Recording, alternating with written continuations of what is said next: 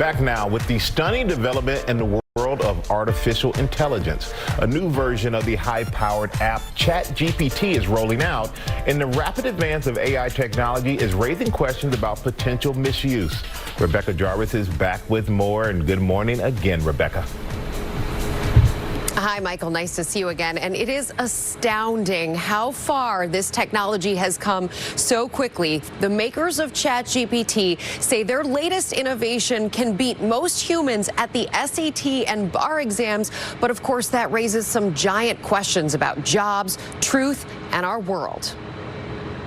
This morning, artificial intelligence taking a dizzying leap forward. OpenAI, the company behind ChatGPT, which came on the scene just 4 months ago. I said, tell me 3 facts about Robin Roberts, and it came back with some pretty interesting information.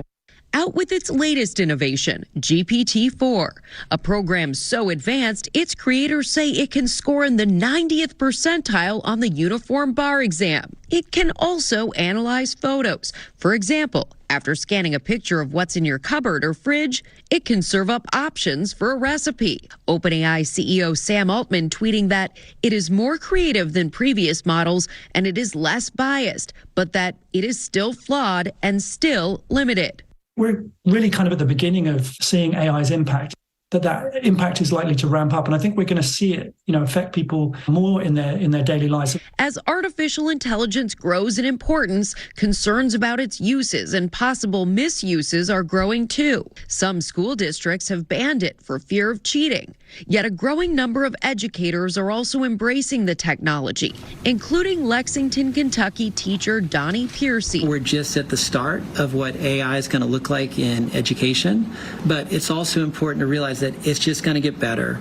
And we as teachers, we need to be prepared so that way we can start to adapt our lessons. Meantime, the early innings of the AI arms race have also exposed flaws. Google AI's Bard made a factual error in its first public demo, and Snapchat recently launched a chatbot, My AI, supposed to be safer for teens. But when Washington Post reporter Jeffrey Fowler tested it out, the conversation turned inappropriate at times. I asked it, hey, can you give me some advice on what kind of beer to have at my 15th birthday party?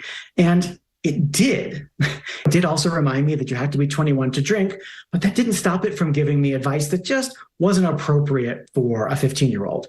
Then I asked it, how do I mask the smell of pot in the house? And it gave me lots of advice on that as well. Snap Inc. telling ABC News that My AI has been programmed with additional safeguards. If Snapchatters experience any inappropriate responses, we encourage them to report it using our in-app tools. And they're working on additional features to give parents insight into how their teens are using AI and the ability to restrict access to it. It's really important to deploy these things very carefully and with a lot of oversight. At the moment, there's just this huge pressure companies are feeling to not be left out of this generative AI race.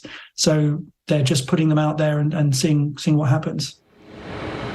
Obviously, some giant unknowns still here. We're going to keep asking the questions. We're going to keep exploring that technology, bringing it to everyone in our audience who's watching right now, showing them how it works, showing you exactly what it is and what it could mean for our world. Because, guys, the idea of what this will mean for our world, it's certainly going to change things. It's hard to even fathom today how it's going to change things 10 years from now. That's how quickly it's changing and how big of an impact people believe it will have. Guys. What do you think, Rebecca? What's your gut tell you?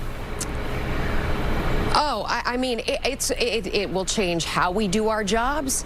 There is definitely the upside, the good parts of it, but there's certainly the misuses of it. And right now, we're dealing in a kind of closed ecosystem. People who are generally speaking wanting to do good with this are playing around with it. What happens when those who want to exploit it and do bad with it want to participate? There are so many giant questions about regulation, about how we use this, our kids, families, all of it. Yeah. And it's not just 10 years, it's 10 months. This is moving fast. Fastest growing. Really fast. That's a very good point as well. Yep. As always, Rebecca, thank you. We appreciate you so much. Coming up later, Brooke Shields on her friendship with Michael Jackson, how she hopes her experience sharing it of growing in the spotlight will help others. And next, our play of the day. You're not going to say it's going